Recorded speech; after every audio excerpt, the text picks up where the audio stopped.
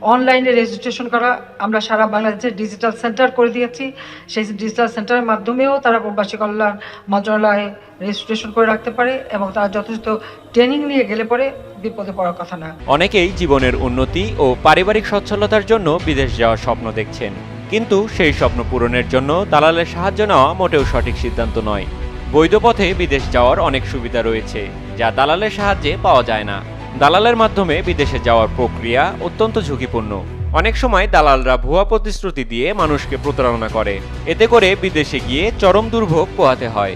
কাজের নিশ্চয়তা না পাওয়া, সঠিক বেতন না পাওয়া, এমনকি কখনো কখনো অবৈধ অধিবাসী হিসেবে গণ্য হয়ে জেল পর্যন্ত যেতে হতে পারে। বৈধ পথে বিদেশ গেলে আপনার সকল প্রক্রিয়া সরকার দ্বারা স্বীকৃত এবং সুরক্ষিত থাকে।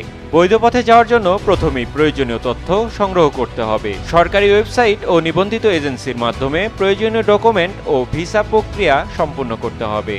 এটি শুধু আপনার জন্য নিরাপদ নয়, বরং ভবিষ্যতের জন্য একটি সুরক্ষিত পদক্ষেপ। বৈধ পথে বিদেশ গেলে সেখানে কাজের অধিকার, স্বাস্থ্যসেবা ও অন্যান্য সুবিধা নিশ্চিত থাকে। বিদেশে যাওয়ার পর কোনো সমস্যা হলে দূতাবাসের সাহায্য পাওয়া যায় এবং দেশে ফেরার প্রক্রিয়া সহজ হয়।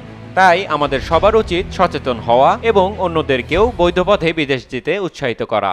মানুষ প্রবাসে আছে, প্রবাসীও কাজ করবে, কিন্তু তারা কাজ করতে যেয়ে তারা যেন যথাযথভাবে তাদের কর্মসংস্থানটা হয়, এই কারো ধোঁকাবাজিতে জন্য না পড়ে, তার জন্য একটা ব্যাপক প্রচার করা দরকার।